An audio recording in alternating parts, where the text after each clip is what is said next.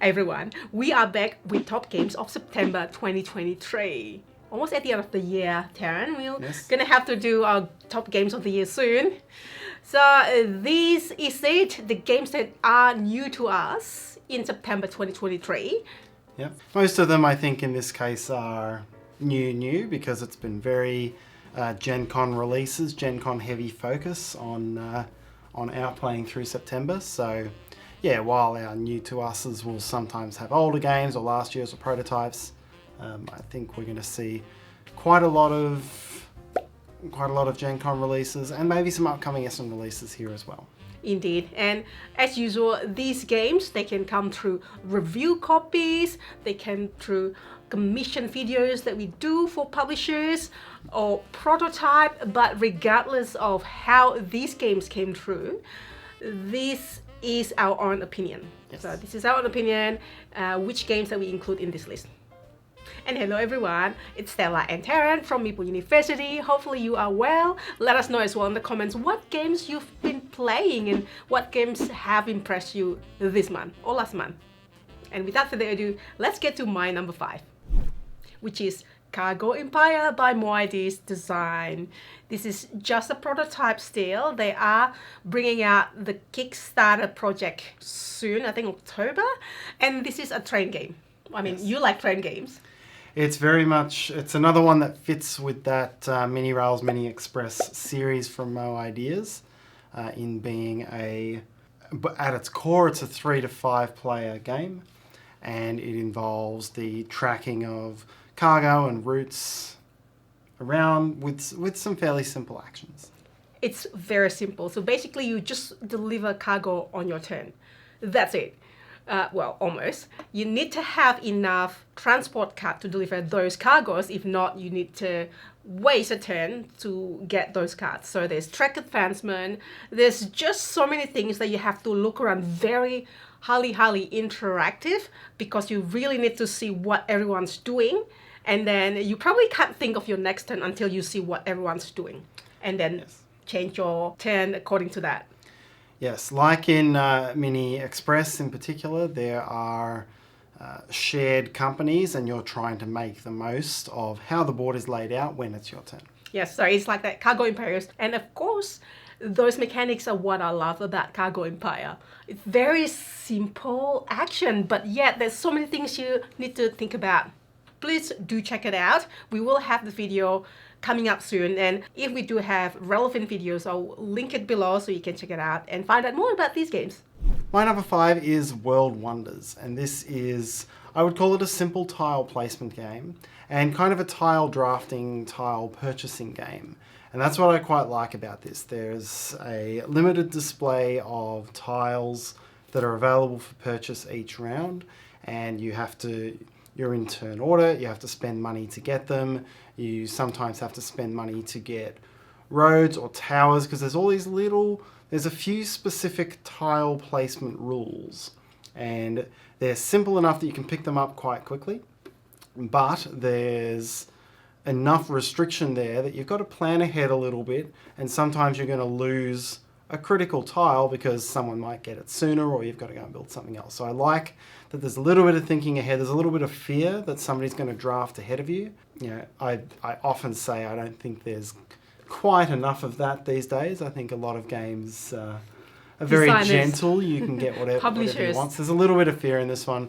And it's got this nice mechanism where you can end your round to take a wonder. And these very cute little wooden tiles that form part of the tile placement.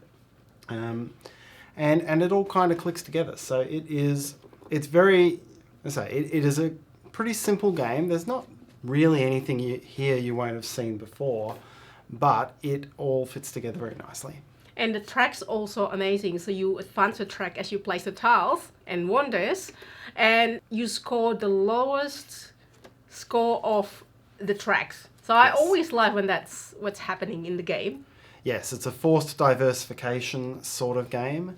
And there again, you've got to really watch for which tiles come out that get the things that you need, because they may not come up in the next round, or they may be tough to get later on. Yeah, like, ooh, shiny wonders. We have the review videos for this one, And we discovered that none of us has been to any of these wonders in this game. Yes, that's true. So sad. One day. Like even like Machu Picchu, I want to go, or Chichen Itza, I want to go, and Eiffel Tower. Eiffel Tower's not here, is it? No, I don't think it's here. Wasn't in there, no. No. So yeah, so those places in my bucket list. I mean, all Disneyland's also in my bucket list, and I have two that I still yet to finish, and I want to come back to the one that I visited because they have Star Wars. Anyways, we got like off track a little bit. It's just. I mean, it's Disneyland is not one of the wonders. Aww. And then they was like, oh, which Disneyland it is. So yeah, publishers, designers, that's what Tarrant likes. Wink, wink. Number 4, which is also Tarrant's number 4, is Storm Raiders from Arcus Games. Yes. Games is by Shem Phillips. I almost say Garfield Games. Yeah, so this is a new one. I don't know if the physical copy exists yet. We've played this one on Tabletop Simulator. And it looks like a really simple game on the surface, but there's enough tough decisions to be made. So essentially there's a board, there's a few different ways of moving around, and you're just going around collecting resources and then going and spending them on contracts. So very simple, essentially a pick up and deliver game from that respect. But your movements and your actions are based on a dice draft. And as you draft dice, you are picking one of 3 vehicles on your player board to move. And some of them can move to certain tracks and some of them can't. But then as you take dice, as you take high dice, they have to go from low to high. As you take higher ones or do certain actions with those vehicles, they will start to get damage. And so across the course of really only 12 actions you get across the game, you have to manage the damages and the dice values of all of your vehicles, which you've got to do that while you're worried that other players may steal contracts from you, or that contracts may disappear from the board because they're not up there forever. So it ends up being quite tight and interesting. What I love about it is that dice draft, and then secondly, the fact that it's almost like that dice game, Steampunk Rally a little bit in terms of the dice don't come back to you. It's almost like worker placement with dice. It's not really, but the dice don't get back to you automatically. You need to spend something. You need to make an effort to actually remove the dice in this case, not come to you, but remove the dice from your player board to actually make that particular actions available again. Yes, clearing up space. And that's actually quite...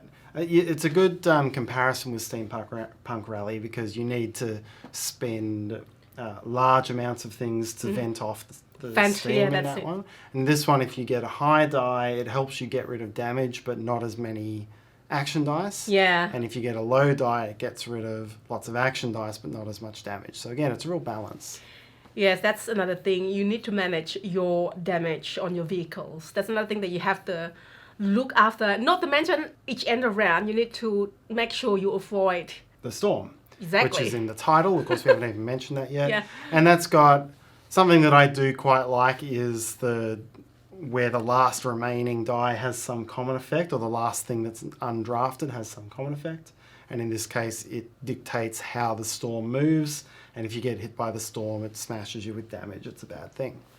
Shem and Sam were kind enough to play with us on Tabletop Simulator, and we do have the video for that, so I'll link it below as usual. Really funny. And it's like, I remember one conversation, Sam was like, oh, are they townsfolk's cards? No, they're the crew cards. I think it's called crew cards in Storm Raiders. It's like, we used to, Shem's other games and Garfield games, townsfolk's cards, and we just assumed that's townsfolk's card. Yep, there were no, you didn't pick up provisions anywhere. No. Provisions and silver. Yeah, so the plan is, so this is Shem Phillips' other company, Arcus Games. So now he's part of the company, and this game will be on Kickstarter, I believe, sometime in November. So do check that out. I really highly recommend it. And this is a little bit lighter than the other typical Garfield Games style games. So I think this is what Arcus Games is going to be. And I believe it's going to be in a similar universe, would be the next games for Arcus Games. And speaking about Arcus games, Garfield games, and Shem Phillips, well, this is my number 3, Ezra and Nehemiah. This is a prototype. This game's coming to Kickstarter in October. What were we saying about all Gen Con and Essen releases? We say most. We should have looked ahead at our list before we promised that. What's that? Stormriders, no. Ezra and Nehemiah, no. But this is engine building game. What I love about it is that it has that positive player interaction. So there are things that you do and then both parties would be benefiting from it. Or there's other things that you have to pay coins or silver in this game to other players. And the fact that the action is actually triggered very simply by playing a card on your tableau. Yeah, it's got a very Viscounts, almost a Viscounts of the West Kingdom-y sort of feel, except instead of your tableau constantly shifting, you get a little more flex on where you put them. Yeah. But you're counting up icons on a 3-card tableau, very much like Viscounts. So the tableau is, there are 3 slots. You can put in one of the 3 slots. You can overlap up to 2, and then once everyone's plays 6 cards, and that's the end of the round. There are 3 rounds. So there are things, obviously this is triggered by very simple thing, but then there are so many things that you have to think, as you probably suspect, for Garfield games, crunchy games. So this is one of those. Really love it, and I would highly recommend Ezra and Nehemiah if you like crunchy Euro game with that play interactions and just engine building. Number 3 for me is Pirates of Maracaibo. So this is coming out Essen, I think. Planning to have that at Essen. So this is a new, simplified version of Maracaibo. So it's by Alexander Pfister with Ryan and Ralph. Ryan. And it's Hendrickson and Ralph. Yes. So they've worked together to make this version. It has very much that Maracaibo feel, and I really did enjoy Maracaibo when that came out. I think it's 4 years ago now. Having that, the way that point-to-point movement worked, where you knew the time was going to depend on how long the fastest person took. That was always a nice kind of mechanism. And this one, it cuts it back a little bit. It controls the game a little more, so there's less variability, I think, over that time. But you're doing very similar sorts of things. So there's still a little bit of a market involved. In Maracaibo, it was the 3 armies would be worth different amounts based on who went in for it. In this case, it's different types of buried treasure, and the more players get it, the less valuable it becomes unless you push its value up. So that's always a nice mechanism. It's got a couple of little tracks, and it speeds up the engine building compared with Maracaibo. So every time you visit an island or do a certain type of action, you get a free ship upgrade. So you're constantly working on picking the upgrades and timing the upgrades that work best for you. So it's got a lot of nice things that all pull together. Brings in a couple of Great Western Trail-y things around, like something that functions quite like the buildings from Great Western Trail. We played this with Alex and Ryan. That was really a fun game, and Alex was just trying to win, and we're trying to gang up against Alex. But the disclaimer, the reason, so this game is not going to be in my list because I haven't actually played it. I have not played it. You sat back and watched. I sat back and watched it, yeah. I didn't actually, I'm not confident on the rules as well. It might be, I know about the rules, probably 80%. So I am hoping to play it after Essen. I definitely will pick it up at Essen. This game is also on my Essen list. Speaking about Essen, we do have our Essen most anticipated games list, so please do check that out if you are interested. Give you some ideas of the games that I think they're gonna be good. Some of the games I haven't actually played yet, so that looks good. And some games we have played, so we say, okay, this game is good, you should get it. And if you are going to Essen, please do let me know and say hello, even though I'm running around. Tarrant's not gonna be there. No, I will be staying at home. One day, Tarrant. One day. And if you have been enjoying this video, by the way, if you could please hit the like button, we'll really appreciate it. Moving on to the next one. My number 2 is Nucleum. This is by Board and Dice, and it is by Simone Luciani and David Turchi. That's like a explosive duo. Yes, big combination. First time they've comboed, I think, they may have... But solo? David does solo. They may have done the solo for it, but yeah. I don't think they've done a multiplayer together before. Yes. So if you do like Simone Luciani's, if you are a fan, I know that we had another video and somebody commented that Simone Luciani always get his game, like, of course, like, it's always great. It's always great. I always love to try Simone Luciani's game, and David Teges as well, of course.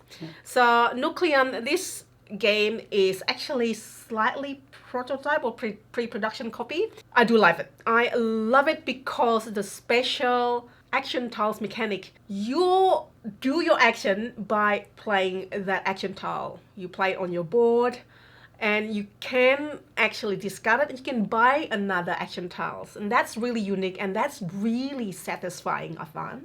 And then you play that action tile, from there you do probably like 5 or 6 different actions. You basically want to build your network, build your buildings, energize your network, to power it up, and then building other supporting buildings to power up, like turbine and such, and mines.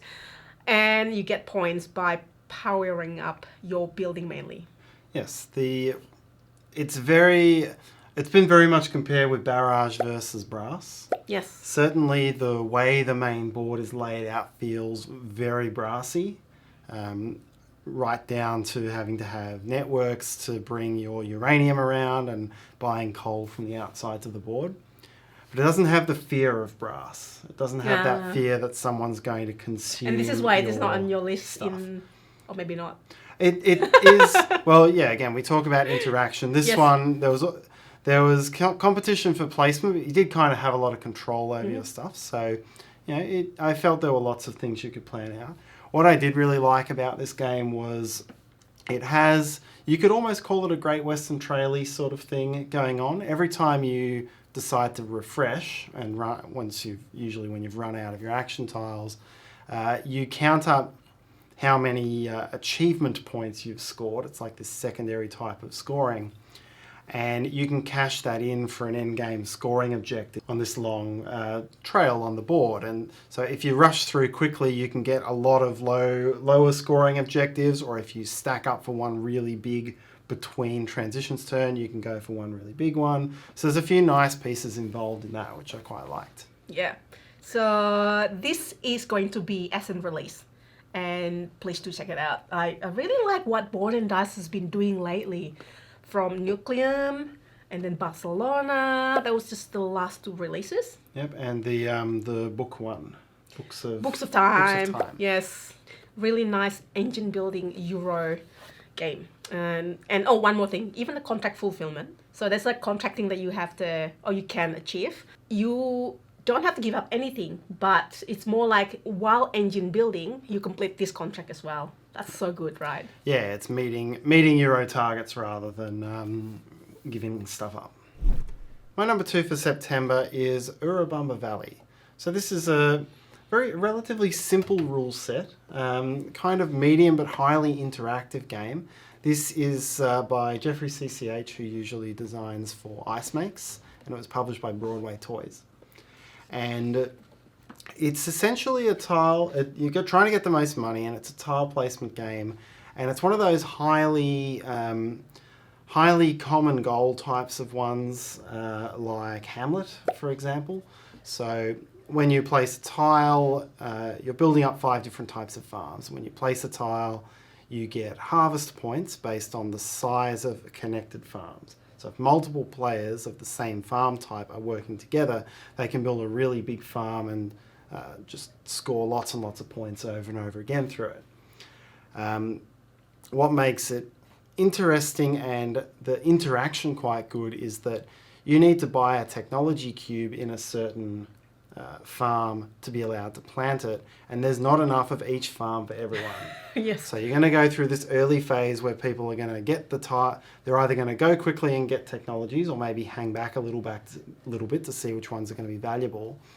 But you'll reach a state where everyone kind of knows which ones they're working on and which ones others aren't. Mm-hmm.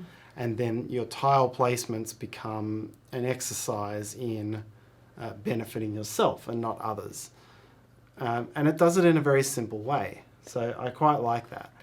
So many great games this month, by the way. I mean, I love this one as well because of that almost like shared incentive in a way. I mean, but you don't want the other players to benefiting more than yourself. It's really like, where's the fun line where you would need to stop a certain crop to be bigger, because as you place tile adjacent to it, as it gets bigger, then that person that placed the tile will get the point. I mean, including anyone in the game. Yes.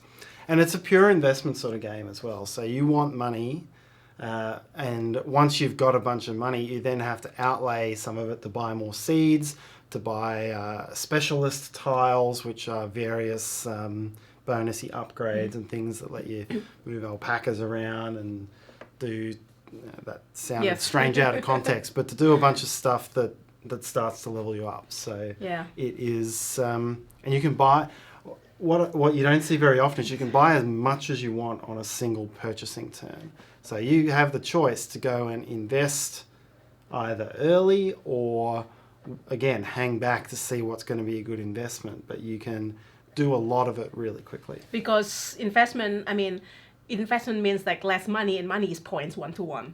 So you want to just spend it on investment. I mean, you would think that you want to do it earlier than later. I started to really think that now, I think Jeffrey is one of my favorite designers. I mean, seriously, like from Isla and then Arambaba Valley. Yep, Age of Galaxy, Terrascape. He's got a very broad... Age of Innovation. He has a very... Sorry, not Innovation. Age of Civilization. Oops. He has a very broad... he's designed in a lot of different styles. And come up with some really neat little games in all of those. I mean, Terrascape is one versus many. And Isla is like a story cooperative game for family. And then this one, there's a tile placement one. Yeah, I'm really looking forward for his next game, to be honest. I think one is coming up in Essen called Epochs. Epochs Course of Cultures. He designed this one as well, so I'm really excited to have a look at Essen. Yep. This game was a review copy after Gen Con, and because of the way all of the players interact, it is a 3 to 5 player game. Folks, my first #1 game is Apiary from Stonemaier Games, and also Tarrant's. Ta-da! Yes, it's a shared #1 for us this month. You can hold this one. I shall hold it, yes. So this is Apiary. It's designed by Connie Vogelman, and this is the newest Stonemaier release. Plays 1 to 5 players. This is a medium Euro game that reminds me a little bit of Euphoria, Build a Better Dystopia. Yes, and that's in terms of it having having a bumping mechanism. So you've kind of got free reign to take the actions that you want to take. You can always bump people out of the spaces. We do have how to play video for this one, by the way, so check that out if you want to get more details about it. Stonemaier Games has sponsored our how to play video, so thanks to Jamie. This game is not long enough. When we play it, like every time we play it, I feel like it's not long enough to do everything and anything that you want. You want to keep using your workers, putting it out, and then not retrieve. I mean, when you retrieve it, it's good. You increase the power of the workers, but then you don't actually increase it as quickly when you retrieve everything. Because when you increase it quickly, you need to hibernate, and then that means that it's end game points when you hibernate. Yeah, so it's a worker... It's a different concept, sorry. Yeah. It's a worker placement game with bumping, and every time you get bumped or every time you retrieve, the worker goes up in strength. And they start at 1 and they go up to 4. And when they get to 4, they become this ultra powerful worker that can do not only a normal action at strength 4, but then a bonus action on that same action space, which is only available to strength 4 workers. But then they're gone. Once they've been strength 4, they hibernate. And so you get very few strength 4 actions across the game, and you've got to really time them and think about what they are. At its core, the game is a little tableau builder. So you're space bees and you're building up a hive, and sorry. Yeah. And there are four types of tiles, and there are 5 resources, and each type of tile costs a different type of resource. It's very straightforward what's going to pay for what. But among them, you've got tiles that give you storage capacity and income. You've got ones that give you passive abilities. You've got ones that give strong immediate abilities, and you've got ones that give big end of game scoring objectives. It's like so many things you want to do, so many things you can do, and whenever your worker is being bumped, automatically you feel like, oh, I get my workers back. But then, at what point do you want to retrieve everything and then increase the strength quicker? It's just like that balance, like, oh, damn. I mean, like, I didn't do it very well in every game. So it just still feels satisfying. It's one of those. Yeah, it's a very it is a very, because you're getting bumped, because you're never really blocked out from doing something, it's a fairly solitary game. The main interaction comes in getting things before someone else gets them from you. So it's kind of, you want to be ready to get the things that come up when that moment arises. But yeah, it's compact, and building up your little tableau of beehive tiles, there's lots of different directions and ways you can go. So I'm not normally the sort that I like to have a little more interaction generally, but I had a lot of fun playing Apiary. Stonemaier Games has done pretty well this year with Apiary and Expeditions, I think. Yes, it's been a good year of releases for them. Any of these games you've seen, or any of these games are your anticipated games, or the games that you want to play, or you are pre-ordering it, please let us know. And let us know again what games you've been playing, anything that you would like to recommend to us. And that's it. Thank you so much for watching. Have a great day. Bye!